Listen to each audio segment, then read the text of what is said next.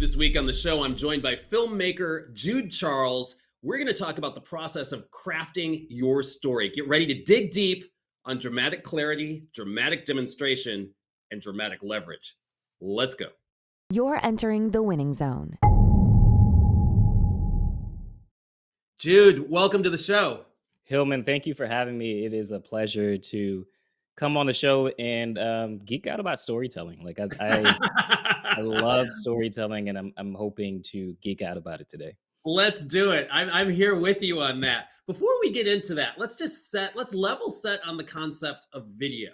Because Yes. I think that there are a lot of executives and a lot of leaders who see video as really kind of taking over in a way that it hasn't before with respect to the impact that it can have on a business's opportunity to get its story out, to reach its consumer. How are you, if you just look at the universe of video, how's it being used today impactfully? Video is powerful because it allows you to see, to feel, to understand, and make connections in your mind. The way that I often like to put it, hearing something said 1,000 times is not as powerful as seeing it once for yourself. So the impact of video in business today, as we're recording this in 2022, is that if you look at every stage of your business, whether you are the leader of the organization or your manager within the organization, video is important. I could tell you, Hillman, that, hey, I want you to think, you know what? I could tell you I am in New York looking at a bridge. But the image that you have in your mind of a bridge in New York and the image that I have in my mind may be two different things. But if I show you that image, now I've influenced what you're thinking and what you're seeing based on what I want you to see. And I think that's really the impact of video in business today, is that you're able to influence and guide someone to the direction that you want to guide them in. And it's easier to use video because now you've made a real human connection. Does that ease of use also correlate to a lot of garbage? Oh yeah, absolutely. I think one thing I often say is like video, you sitting in front of a camera talking, in my opinion, is boring. But if you bring in a dramatic demonstration, for example, I often tell the story of how I got started in this business of video production. At 17 years old, Mrs. Donnelly said to me on May 4th, 2006, Jude, you're really, really talented at business. I'm sorry, you're really, really talented at video production. You should start a business. And being the youngest of 10 children and not having anyone in my family as entrepreneurs, I was just like, there's no way I could do this. But on the following day, May 5th, 2006, Mrs. Donnelly walked into the classroom and handed me a yellow envelope. And I'm like, what is this?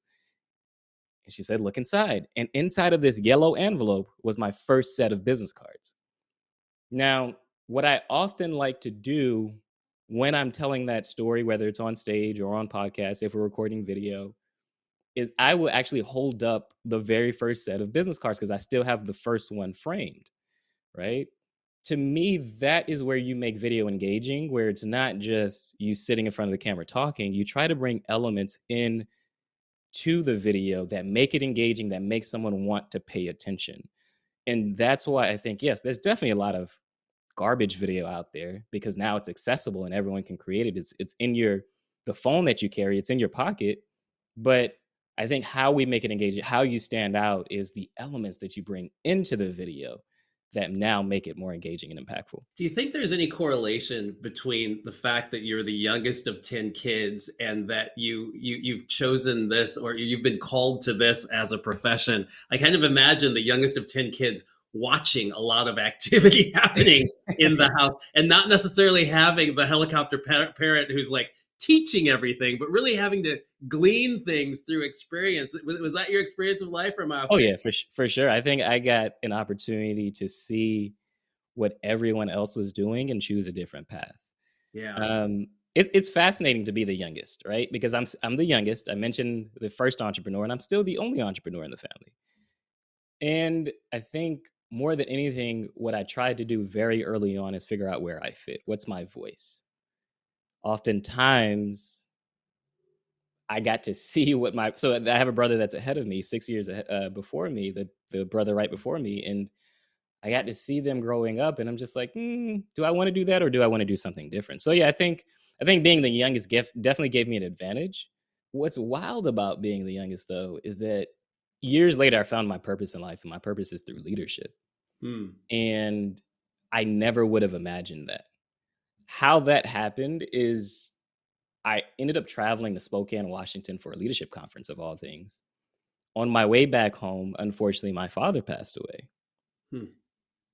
But as we were making plans for his funeral arrangements and different things, my family leaned to me to answer problems or to ask. They kept asking me, like, what do we do here? What do we do here? And it was fascinating for me to see it because as the youngest of 10, at the time I was 25 years old, I was not expecting to be asked these questions. More importantly, I wasn't expecting to do my dad's eulogy. But I think, again, it gave me the advantage of I understood at an early age what's important. I understood direction, I understood guidance, and I leaned into it. I never wanted to be the center of attention, but on that day that I had to give my dad's eulogy, I looked up the word lead. And lead means to guide a person or a group of people on a journey. And I realized I had been doing that my whole life. And so, yeah, it's an advantage being the youngest. But I also think, I often talk about perspective versus vision. I think that I just had on the right set of lenses that allowed me to be where I am today.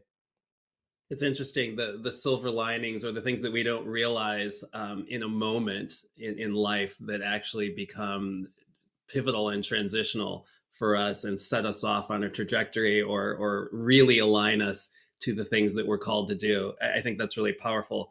A lot of your clients like to say of you that you like to go deep. I think it's so interesting that you talk about yourself personally from the vantage point of identifying where you fit, inside of a family construct. I'm sure that also means inside of a greater community, what your voice is. Is this a journey that you take your clients on with respect to business and their own stories? Yes, yes. I am very adamant about two things. One, going deep, and two, vulnerability. And so I Hmm. take my clients on a journey of what I call road mapping.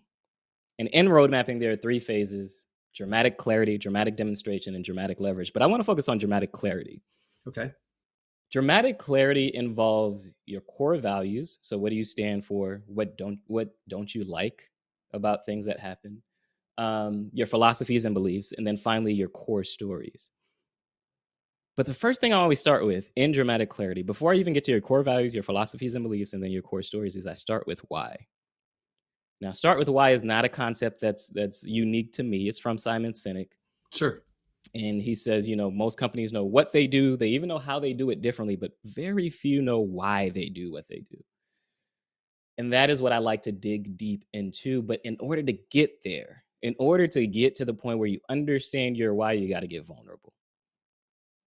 And that is the journey that I like to take my clients through, because yes, I can create a video for you and I can help you document your journey and document your story. But unless you are very clear, which is why I call it dramatic clarity, unless you're very clear on your why, you're very clear on where you're headed, what we're creating is just noise. And I'm not looking to create noise. I'm looking to help you tell your story in a way that creates impact, in a way that continues to help your business grow. Can you give an example, maybe? And you don't have to state the specific name of the individual or the company. I'm sure there are folks who are listening to this who might be thinking, I get it. I don't necessarily get the mechanics of it. And so here's what I mean. Is there an example of someone who came to you and maybe just had the marketing lens on? It was like, yeah, we're trying to segment this market and we're trying to reach this type of an audience. And this is the message that we've come up with. And here's how we're positioned, differentiated with the competition and yada, yada, yada. And you sat down, you said, oh, yeah, great. That's great. Hillman, wonderful, wonderful. All right. And then you start digging in and you get to that why and you realize, wow, all that stuff was just like the surface of the ocean. Once we went deep, there's actually something really powerful at foot here. Is there an example you could share with us? Yeah, absolutely. So there's a guy that I worked with. His name is Stefan Georgia. He's a copywriter. Okay. Now, he came along this journey of being a copywriter, well accomplished copywriter. Now, I'm talking about he charges at least $50,000 per project for copywriting, writing words to sell Yeah. specifically. Got it. And as we were doing our road mapping session, I kept asking him why. Why are you helping other people? Why is it that you want to help other marketers and copywriters understand how to write words that sell? And he has a very unique story in the sense that how he became a copywriter was ironically almost the same thing where his dad passed away. He went to Vegas and he met his now wife at a poker table. That's quite And a gamble. and he asked her, "Hey, what is it that you do?" And she says, "I'm a copywriter." Now he had no idea what it meant that she was a copywriter, so he Googled it on his phone really quick and continued having conversation. Well, she taught him what it meant to be a copywriter, like how to write words to sell. And then, of course, years later, he's now teaching others how to do that. But what I unlocked was that along his journey, there had been teachers, whether he was in middle school or high school, there were teachers that helped him guide him in the right direction. His father had called him a misguided missile. Like he had so much energy, so much smarts, but it wasn't going in any direction. It was just going around in circles. And so we landed on his why being to help others escape the cave, because you can go around in circles and find yourself in a dark place where there's no direction, or you can actually create the life that you're looking for. And that is what he helps other marketers and entrepreneurs and copywriters do, is help them to, in his own words, escape the cave. That society may tell you to do this one thing, which is what he was trying to follow in the beginning of his career and beginning of his life. But really, if you design the life that you want, you can escape the cave. That is what I mean by finding your why, because then at that point, we created a docuseries together, and Stefan likes to say that he wants to empower other people. It sounds good.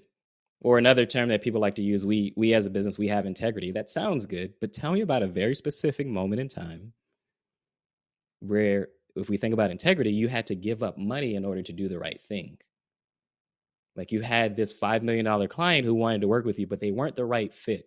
Or you realized their business was a bit shady and you didn't want to be tied to that. So the money didn't matter, but you did the right thing. Or another example, I'm working with a client now, Luann Nigera, who talks about the same idea of doing the right thing. And I asked her, tell me about a very specific moment in time when you had to do the right thing. And she tells me, or no, I say, what happens if the project goes wrong? What do you do? She tells me, we're going to we're going to fix it. I say, that's great, but tell me about a very specific moment in time where you lost money by having to do the right thing. And she comes up with a story that she partnered with an interior designer who ended up giving the wrong measurements, or ended up having the wrong measurements for this business for this window treatment that she was doing. And she had to do the project over again, but she didn't charge the client the second time. Instead, she just found a way to do it better. And so, again, I give these examples because what I think is important is when you find that why, when you go on this path of connecting the dots, what you realize is that there was always intentionality in what you're doing, or sometimes there is an intention and you have to clean it up, but it just changes the perspective of how you do what you do next. Like most people will think about what to do. Okay, let's get in this industry because there's a lot of money in it. But if you think about it from the perspective of why, or start with why, what you do changes. I talk about my purpose and my why being leadership. I want to lead and empower entrepreneurs to have relentless courage. Well, how did I end up there? I think about the journey that I've taken over time. Being a 17-year-old kid in high school, starting a business, that takes a lot of courage, right? Being the youngest of 10 from a family that immigrated to America from Haiti, you're taught to go to school, get a good job, get a good education. Again, it takes courage to take a different path. So I think, again, the importance of why and how you get there is that it changes what you do next. And more importantly, it creates more impact in that way. A lot of stories that we hear with respect to founders or the hero's journey, they start with, as a quote unquote, as a kid, dot, dot, dot. And I guess the question I have in mind for you, and I'm thinking of this with respect to Simon Sinek as well, in his I don't know how many millions of people have watched his Finding Your Why video on YouTube, but I know specifically in that expression of the Finding Your Why concept, he references Martin Luther King. And in the very same breath, he references Apple. Yes. So the question I have for you is, I think people probably can attach to the idea of an individual's why and my individual core values, my philosophies, my core stories. And, there's some books out there that talk about this too. I think Founder Brand, Story Brand are out there that kind of talk about putting the founder out front and making sure their story is known.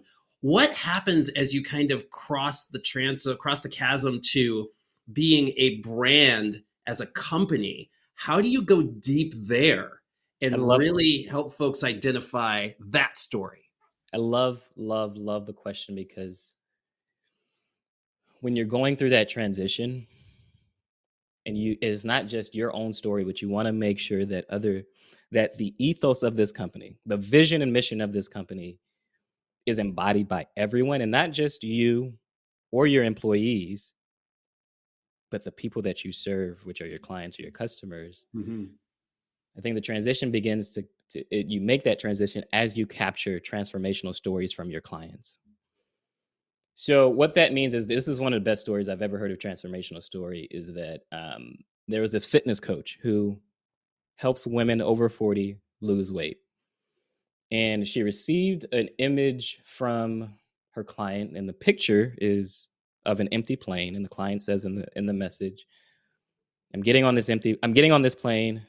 I've traveled before, but this is the very first time in my life where I have not had to ask for a seatbelt extension. Wow.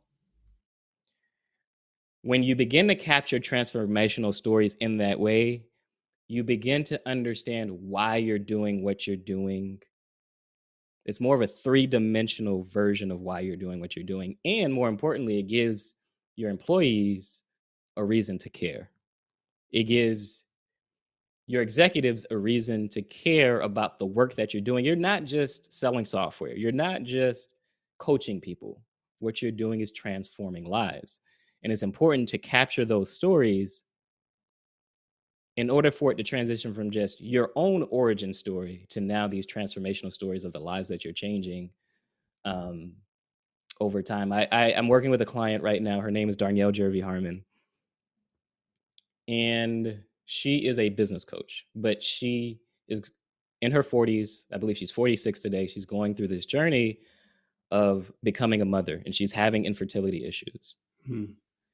Now, as of this recording, she has not been pregnant yet. And well, she's been pregnant, but she has had miscarriages, and she has not had a baby yet. But the thing that will bring me joy is knowing that I've been documenting this journey of her attempting to be a mother, and her having this faith of that she's going to be a mother. And what I can't help but think of is 20 years down the road, when her daughter or her son is watching a docuseries that we've created, and now they see the journey that their mother took. They see how special they really are, right?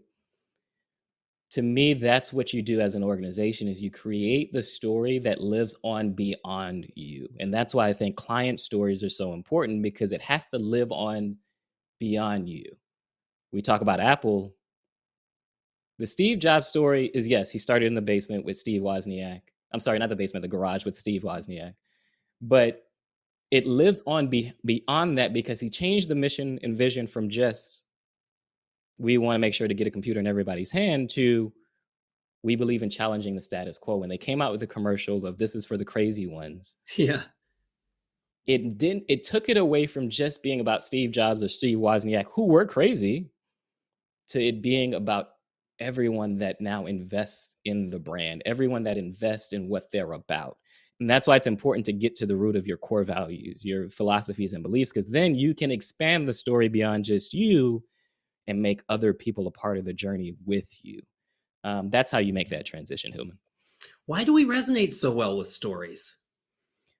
We resonate because it's the way that we communicate, right? When you get home at the end of a long day and your wife asks you, "Hey, Hillman, how was your day?"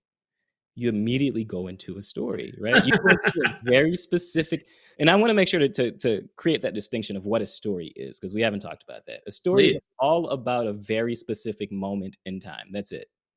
It's about a very specific moment in time, and you take me on that journey of that specific moment in time. So when your wife asks you, Hillman, how was your day? And you go into this moment in time where you went to work, and let's just say, I don't know, you had a great day and it was a good deal that you didn't think would happen.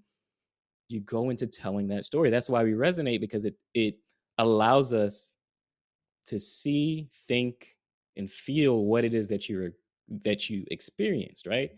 If it's a great deal that you happen to close, you're excited and you're telling the story of that. If it's, I don't know, someone didn't show up to work and it kind of upsets you, you're telling that story because now you've had to do more work and it's frustrating. Stories are powerful because it just allows us to express and communicate an idea or a thinking in a way that just saying a statement wouldn't do it, right? I could say I'm the greatest. Hey, Hillman, I'm the greatest filmmaker there is. That's a statement. But if I go through this story of how I've helped entrepreneurs leverage the power of their own stories, or how I've helped them create a legacy that will live on beyond them, that tells you something. Like if I could tell you about a story of, actually, this just recently happened. If I tell you the story of being in Atlanta, Georgia, and for the very first time seeing a client premiere their docuseries in an AMC theater, I could tell you the feeling that I'm having, the excitement that I'm having seeing my work on an AMC theater, or I could tell you about the people in the room who said, I watched that docuseries and I finally realized this could be me. I finally believe that what I'm seeing you go through, I can do it too, right? That's the power of stories, because now I've created this element that it's beyond me. Like, yes, it's great. It's exciting to see my name on the screen. But the people that walk out of that room and now have transformed their lives and belief is so powerful. Now they believe that they can do something different. Like that's the moment in time that I really want to capture. That's the moment in time. That's the story that I really want to tell. And that's the story that, again, it allows us to connect to something deeper. It's hard to recreate the science of it, but it's just, imagine in your mind, there are all these dots. And as you tell stories, the dots, each dot that connects, you're creating a line. And this line now creates a picture, it creates an image. And that image lives on forever in your mind. It is embedded in your mind. That is the importance of storytelling. That's the power of storytelling at every stage of your business. I always say, like, in 2022, as we're recording this, as a leader of an organization, you no longer have the option whether or not you tell stories.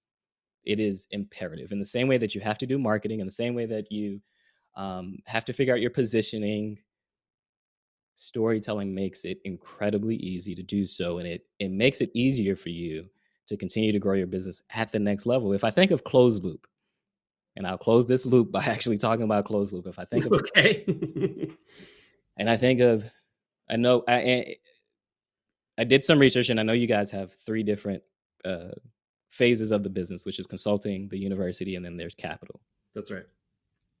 There is one core story, and I don't know that if you've told it before, but there's one core story that ties all 3 together so that someone else can understand what it is that CloozeLoop does and why it's important. Again, it's not just talking about CloozeLoop as a sales and management company. There's a story there. And I know the origin story. I know that, you guys started with, you and Corey partnered together and thought of, oh, we could build a software and sell it. And then we transitioned to, all our clients kept asking us for consulting. So we transitioned to that. But there's still a deeper story that says, you know what, Jude, this is why I get out of bed every morning. When I see this happening, when I see someone go from consulting to they stay with us through university, or let's take it a different route. If I see someone that started a startup through capital, we took them through the accelerator, then they continued on with consulting and then going through the university, and now they're a unicorn company or they're $1 billion company. Like, it's not about them being $1 billion company. There's a deeper core story that says, wow, that was that meant something to us. Like we were just two crazy guys who had known each other and thought of creating a company, but now we see our work as something different. There is a story there that others need to hear over and over and over again to now feel more connected to not just you, Hillman, but connected to the CloozeLoop brand and understanding that this is what we're about and this is where we're headed in the future. I love this. And it sounds as though you began to explore a little bit of what you call your road mapping process. You talked just a little bit ago, you mentioned these three core elements, which were dramatic clarity, dramatic demonstration, and dramatic leverage. Can you touch, I know we dove pretty deeply on the dramatic clarity piece. Can you touch a little bit around, touch a little bit on these other pieces with respect to where dramatic demonstration plugs in, and then thereafter where dramatic leverage plugs in to truly take something like what you just mentioned and have that have a precipitous impact on your ability to attract, retain, and really create these outcomes for one's clients or customers? Yes. So dramatic clarity is all about telling your story, getting clear on who you are, getting clear on your brand. Dramatic demonstration now brings that brand to life. There are 5 different elements: behind the scenes, live illustration, social proof, unique mechanism, and transformation. But the point is, we're looking at you telling the story of how, let's say, for example, you tell the story of how you and Corey were realizing clients were asking for consulting. And then you said, you looked at a pen and you said, let's flip it, right? Yeah. Well, that's a live illustration because you're taking this object, which is a pen, and you just flipped it. But I see you flipping it. Another project that I worked on with an interior design firm talks about construction is like a puzzle. So I was like, hey, let's get a puzzle and show the entire team putting this puzzle together. Instead of it just saying construction is like a puzzle, we see that construction is like a puzzle. So dramatic demonstration is all about seeing. It's all about bringing these things that we're talking about, bringing it to life.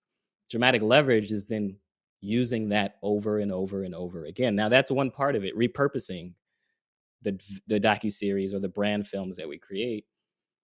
But the other part of it is, how can I leverage this in different parts of the business? So how can I leverage this when I first meet someone, right? And let's say they reach out to you by email and they're like, hey, we want to look at what it takes to work together. Well, now here's this docuseries that walks through your process, that shows them a 90-day transformation of what could happen if you help them, with their sales team. The other part of leverage that I like to think about, though, is something that I have done in my own business, which is I think of not just, we've all heard the term lifetime value of a client. Sure. But I wonder, are we thinking about lifetime value by getting more money out of the client, or should we be thinking about lifetime value by the assets that we create from the projects that we've done? So, for example, you talked about my book, Dramatic Demonstration. The book itself is 3 different case studies of projects that I've worked on with clients, and I walk you through the road mapping process and how I brought their projects to life. But over time, before the book ever came out, I had been featured on 50 different podcasts. I think you're number 74 at this point, but I had been featured on 50 different podcasts as a guest. What I ended up doing for the audiobook is I didn't just read the book. There's parts of me reading the book, but what I did is I took segments from those podcasts where I'm teaching the same concepts from the book, and I included them in the audiobook, and I'm giving that away for free. What I've done is create this leverage that, okay, great, I've recorded 50 podcasts, and that's awesome. But what if someone hasn't heard those 50 podcasts? What if someone's wondering, hey, why should I buy your book, Jude? Or why should I do business with you versus any or other option available to me? Well, I'm creating a dramatic demonstration of proof. I'm creating a different kind of presentation that says, hey, I've been featured on 50 podcasts, and I'm going to allow you to listen in on some of the podcasts and listen in on the conversations that we're having so that you better understand the concepts. It's not just about buying the book, but I want to empower you to understand the principles of dramatic demonstration of proof so that you're able to implement them in your business. That's the way that I like to think about leverage. How can I get more uses out of this? Society teaches us to go after more and more and more new. Look at the gold that's in your hand. You're searching for silver. You're searching for the next shiny object when you have gold in your hands. And that's what dramatic leverage is all about. How do we implement these stories, not just in the next 90 days, but for years to come, so that your business continues to grow and you're not having to burn out or do so much work. You're working smarter, not harder. I love it. Jude Charles is a filmmaker. He's also the author of Dramatic Demonstration: How to Attract Premium Clients and Scale Your Business with Visual Storytelling. You know, Jude, I'm sure there are folks who are chomping at the bit to learn more of either how they can work with you or more about this road mapping process. Who should contact you and how should they go about doing it? Yeah, so the best way to contact me is through my Dramatic Leverage newsletter. So I teach the business side of storytelling. It's not just learning how to tell your story, but how to leverage it and make money from your story. I teach that through the Dramatic Leverage newsletter, which you can find at judecharles.co/newsletter. And then I like to work with executives. I like to work with CEOs who are looking to bring their vision to life. Let's say you're working with your team and it's hard for them to understand the bigger picture. Storytelling is a secret sauce. That's where we start. The video production, the docuseries is where we bring it to life so that other people understand it, they feel it, and they can embody it and share it with others in a way that makes it feel real to them, not just real to you. So if you look to leverage the power of story, you want to continue to grow your brand and your business to the next level, let's talk. But again, I'd love to geek out on storytelling and just help you shape your story. So that's Dramatic Leverage newsletter. That's where I teach about it and talk about it every single day. Let's connect.